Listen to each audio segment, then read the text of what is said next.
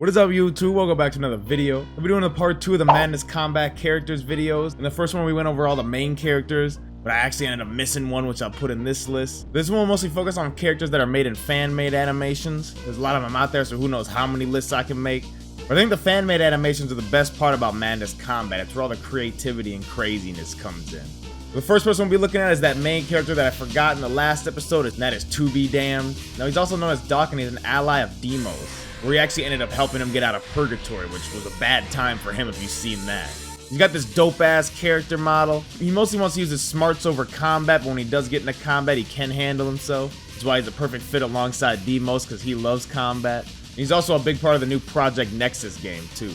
Next one is Nick from the Zeonic Madness trilogy. This is the dude who lost his wife at the start of the apocalypse. He's kind of the main character for most of it. He has the most kills out of anyone else in the series. He's also the one that wanted to go to that island that they're going for that ended up getting a couple people killed. But in the end of the story, he ends up being the hero. That's all I'm gonna say. I don't want to spoil nothing. But he's basically the main character in the Zeonic Madness trilogy. Now, the next one is Dean. Now, we don't actually know that much about this character other than the fact that he was Nick's friend before the zombie apocalypse. He's kind of just used like an emotional cliche character where he ends up turning into a zombie and Nick has to end up killing him. The next one is Justin. This is a survivor that joined Nick when he was trying to go to the island. This is one of the guys that ended up dying trying to get there. But he does reappear later in the series as a zombie, which is pretty cool. The next one is Carly, at least I think that's how you say it. This is another survivor that ended up joining Nick on the way to the island, but she actually survives longer than half the characters. She might actually have been the only character to survive the series, but who knows. Now, I don't remember her killing any zombies, but I do remember her being a big part of the plot.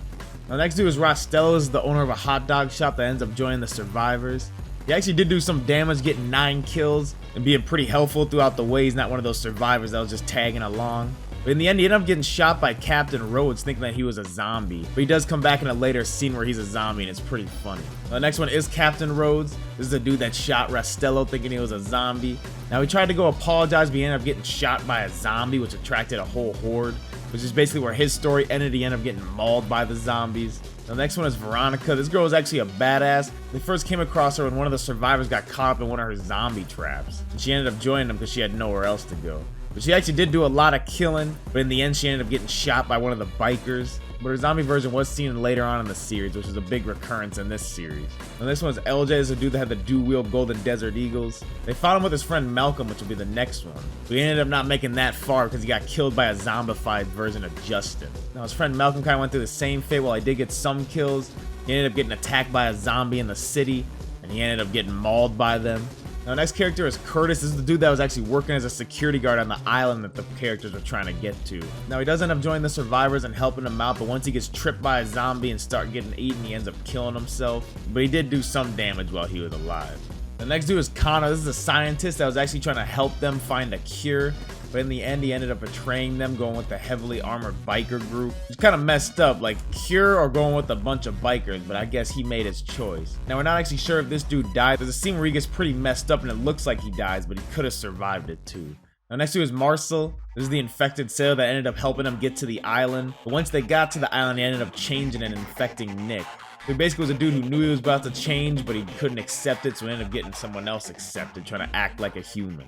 Now, the last set of people I'll go over is the bikers. This kind of stereotypical biker group. One of them is like an alcoholic. The other ones are just trying to act too badass most of the time. Now, they are a big part of the story. They end up getting in the survivors' way a lot. But for the most part, they're just the enemies of the series alongside the zombie. Well, next, we're going to be going over some of the Zeonic Madness characters. The first one is Omega. This is the leader of the squad. He's the one that has the red color to him, and he uses a lot of weapons throughout the series. He's basically like the series bullet sponge. He can take so much damage.